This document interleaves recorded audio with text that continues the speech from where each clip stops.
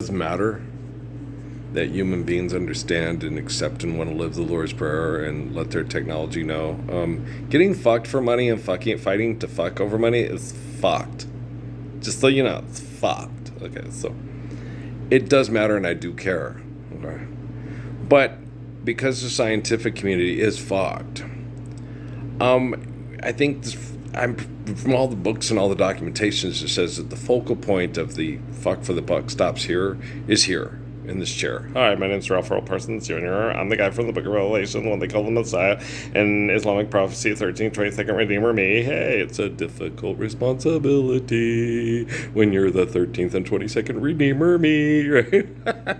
Hi, I'm the guy like Yahweh from the Bible. And it says in the Mormon documents, he's a guy like John. It's all very consistent, and they all bridge together. And the thing is through all this illiteracy and ignorance, they say, well, he's illiterate, he doesn't know what he's talking about. Yeah, and all the corporations do. But it's neat that they said that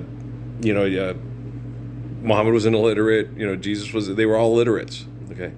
They had revelation and prayer because they were born to be alive. Born to be alive. The prophecy said that's the dude, man. That's the living correction to, people write down, I'm gravity. God is me.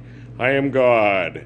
Kill over my ego, right? And then the living correction goes, he's a butt plug. Don't be a butt plug. Everybody asks for money for butt plugs. Don't do that. Money's not real, but love is, right?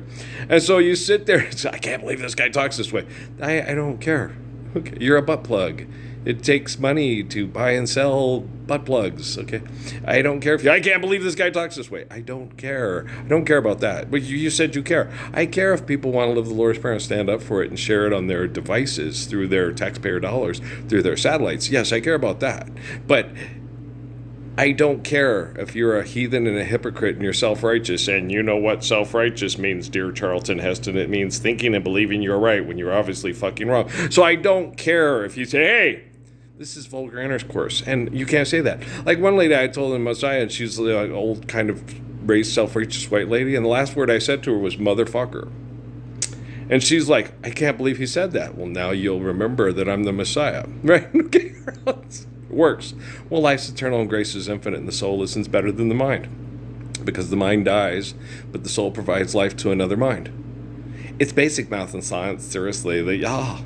Why do you think all the skull fuckers want to kill you off, rip out your eyeballs, and then fuck your wife and replace you? It's just, hey, look, it's Mufasa and Simba there. Now kill Scar. Eat his young. He's a bad seed. I'm the good seed. Okay, we're human beings. We're not animals. We don't do that. Okay. I just explained to Stephen Hawking, you were wrong. I am right. I'm the guy like King David. You are not. You're the creepy little scientist that they used to put up satellites to try to fuck me off the face of the planet, kill me, and it'll be if you never exist, and they can run me over the parking lot. But CIA, what do you do here? Central Intelligence, is that Dwayne Rock? What a weird dick. Okay, and that is the Golden Jet, right? Okay. Yeah. It's funny that the best athlete in the history of the United States was 5'11", 3/4. Okay. When he was most spectacular as an athlete, I was probably about 155 to 160 pounds. Okay. I could run, jump, and fly and do moves other people couldn't do. And when I got hurt, I could recover quickly. And you'd think, okay, but he's 5'11", 3/4. He's only about a $155 or 60. Okay. But I exercised a lot, and Mom fed me real good, and I was very healthy.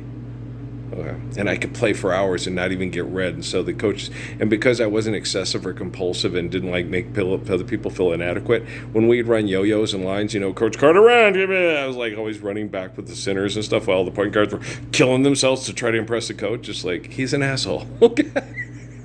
And then they get mad, he's just lazy. I'm not lazy, I just don't like being abused by assholes. Okay. My centers get it, so there's a power forward.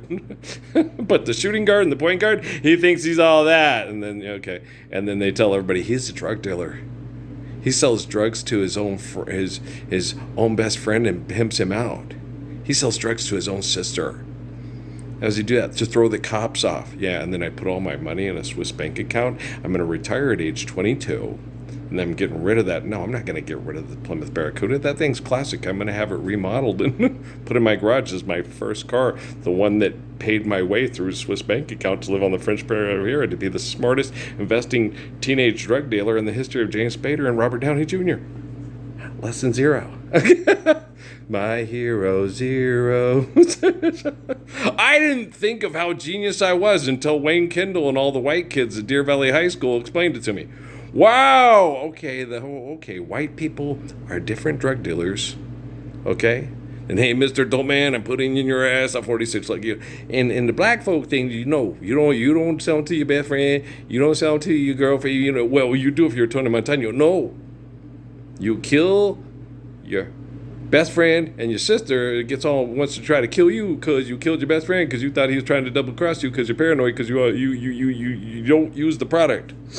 Cocaine makes you paranoid. Okay, but I'm sorry, where were we? I don't know. I was trying to figure out my way through, American propaganda tool bag, and then I got Godfathered, and then Godfathered the 2 and the 3, the 4th, the 5th, the 7th time. It won't last. It's all right. I don't know. Things like those Rambo movies. No, the Rambo movies stops. The Rocky movies are never going to stop. The Rocky movies are never going to stop. You got prequels, sequels, and sequels and prequels. Hey, you guys should go back and do a prequel to the sequel of Creed. Yeah. Give us Carl Weathers when he's a kid, fighting his way to the top, because it's more interesting than a crazy, greasy, fast Italian that don't talk too good. You can understand Carl Weathers' character when he's talking, I'm so fast, I'm so pretty. You know what I'm saying? So make us a prequel to the Creed. Well, everybody needs more money. We got to get paid and late because we're completely fucking clinically retarded, aren't we there? Hey! What are we doing again? I don't know. I forgot. The videos are loading quickly, though. Maybe they have better entertainment to value today. But I'm not making any money off of any of the stuff that would be buying or selling to the people watching. Maybe the people that are very rich with all the best technology, with the quantum mechanics and computing that is off the charts, are really like it when they get loaded faster so they can masturbate to them immediately. Oh, they're Carl from the cell. Right. Okay. I don't know. I have no idea what's going on behind closed doors. And I don't want to know. Because I'm not Charlie Rich, but do you understand? Not Richie Rich either, or Dollar. I might be Dollar. You might be Richie Rich's dog. That's true. It could be Richie Rich's dog. I can make an air conditioner, like Bill Gates or Mark Zuckerberg. It's an air conditioner. Yeah, it's good. Why don't we forgive debt and trespass, love on eternal faithful peace, and build better houses? Then we'll take care of the air conditioning thing.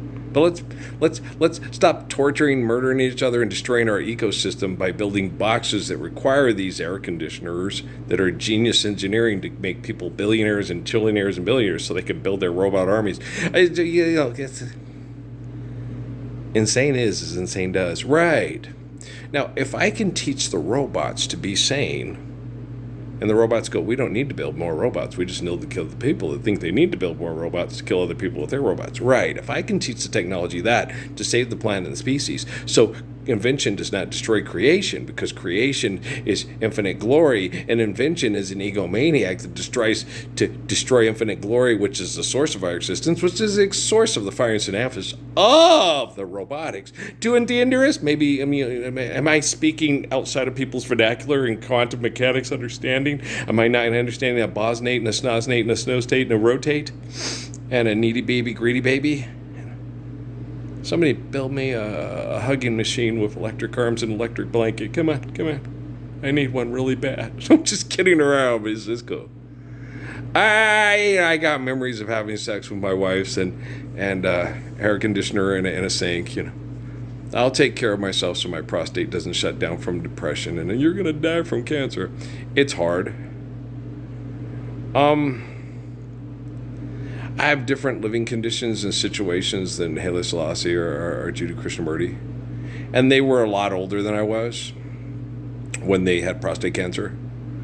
Okay. I have to constantly remind myself that I'm not dying and the poisons will not shut me down, and I can still have a healthy sex life once I survive, stop, eliminate abuse, and recover. So it's really difficult, but, I want to be the best fucking possible best science project possible to make the world better in the name of science. Science! And I'll consider living the Lord's Prayer tomorrow, but I like being the best science project in the history of the world today. Bill and Ted, we love you. Fags. Okay, do you understand? Bill and Ted go to hell. That's what they were going to name Bogus Journey, was Bill and Ted go to hell. Yeah, but they didn't, because, like I told the girl the other day at the thing with they playing Crossroads, the radio edit version. I said, you need to go to the original. It's about Eazy-E when he died. And the original is, my nigga, gone, gone, gone, gone. My nigga just rest your soul, and I'll see you at the crossroads. And they keep saying nigga, my nigga, and they use the word nigga too much. If you listen to the back of those songs, Tipper Gore and all that stuff, you had Thuggish Ruggish Bone, and they don't say nigga a lot. And first of the month, wake up, there's no, And so the Crossroads, they wanted to put it out there because they wanted a tribute to Eazy, but they had to put out one. I miss my Uncle Joe, and that one that's not as good as the original. The original is better. They just got to go act a fool, but it got censored off the radio because they used the word my nigga too much in it. I told the girl, you need to go listen to it because the original, original Crossroads, okay? It's much better than the radio edit version to make money off of a tribute to the guy who got him the record deal.